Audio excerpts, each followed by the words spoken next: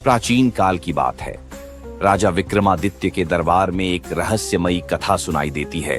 एक वीरान और भयावह रेगिस्तान की कहानी, जहां अदृश्य शक्तियों का वास है। लोग कहते हैं कि जिसने भी उस रेगिस्तान में कदम रखा वह फिर कभी लौटकर नहीं आया।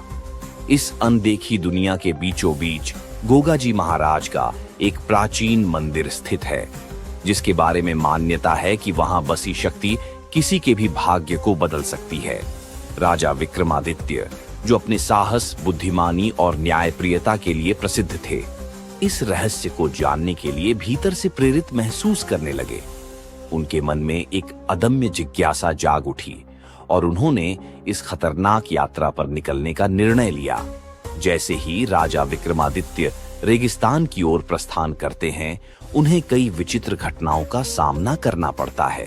रेगिस्तान में भटकते हुए उन्हें कई मृग तृष्णाएं दिखाई देती हैं, जो इतनी असली लगती हैं कि वे भ्रमित होने लगते हैं। चारों ओर से हवा में रहस्यमयी फुसफुसाहटें सुनाई देती हैं, मानो कोई अदृश्य शक्ति उनके इर्द गिर्द घूम रही हो। उनकी ओर कई नाग बढ़ते हैं, परंतु अजीब तरह से उन पर हमला नहीं करते, बस एक छाया की तरह उनका पीछा करते हैं। राजा का साहस डगमगाता नहीं, बल्कि इन रहस्यमयी शक्तियों को महसूस कर उनका उत्साह और बढ़ जाता है। थोड़ी देर बाद उन्हें रास्ते में एक वृद्ध साधु मिलते हैं। वह साधु तपस्वी लगता है, मानो उसने वर्षों से इस रेगिस्तान में तपस्या की हो।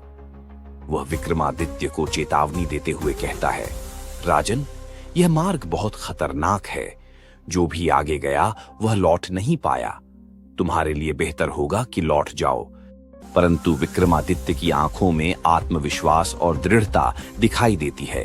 वह मुस्कुराते हुए कहते हैं, साधु महाराज, मेरा जीवन का उद्देश्य ही चुनौतियों का सामना करना है। रात के समय जब विक्रमादित्य एक अलाव के पास बैठे ध्यान कर रहे होते हैं, एक रहस्यमयी छवि उनके सामने प्रकट होती है। वह व्यक्ति काले वस्त्रों में लिपटा हुआ है और उसकी आंखों में एक गहरी चमक है। वह राजा को चुनौती देता है, अगर तुम मेरे प्रश्नों का उत्तर दे सको तो ही इस रेगिस्तान के रहस्यों का ज्ञान पा सकोगे। विक्रमादित्य समझ जाते हैं कि यह कोई साधारण व्यक्ति नहीं है, बल्कि गोगाजी का दिव्य दूत है, जो उनकी बुद्धिमानी और साहस की परीक्षा लेने आया है। राजा आत्मविश्वास से हर पहेली को हल करते हुए आगे बढ़ते हैं, परंतु उन्हें पता है कि एक भी गलत उत्तर उनकी मृत्यु का कारण बन सकता है। विक्रमादित्य का दिल तेजी से धड़कता है, परंतु उनका मन पूरी तरह से एकाग्र है।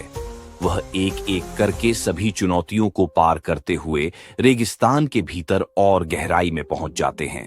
अंततः वह एक पुराने मंदिर के सामने पहुंचते हैं, जो आधा रेत में दबा हुआ है।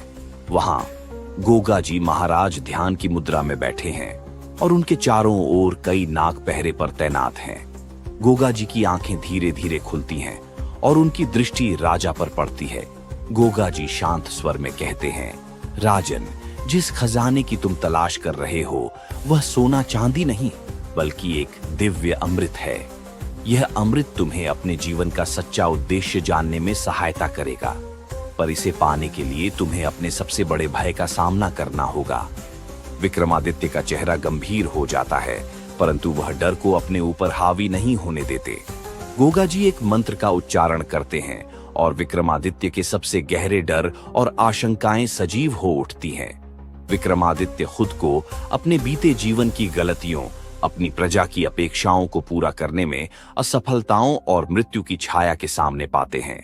एक भयावह दृश्य में वह अपनी कमजोरियों और असफलताओं से जूझते हैं।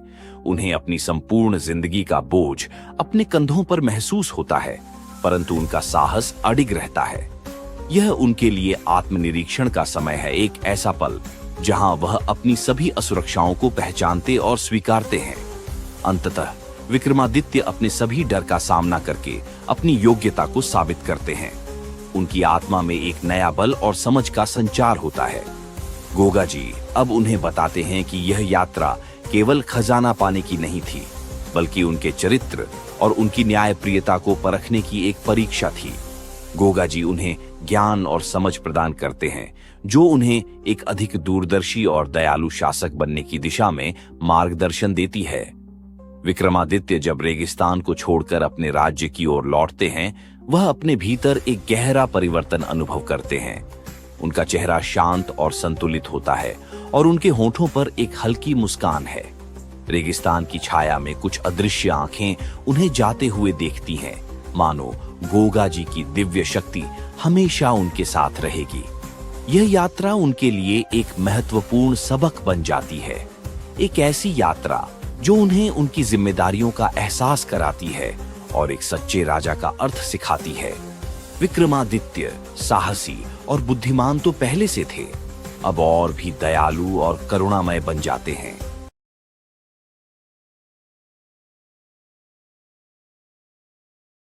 इसी तरह की वीडियो देखने के लिए बने रहिए हमारे साथ। मिस्टीरियस टीवी को सब्सक्राइब करें और अगर वीडियो अच्छा लगता है तो like, comment, share and subscribe करना ना भूलें। वीडियो देखने के लिए धन्यवाद।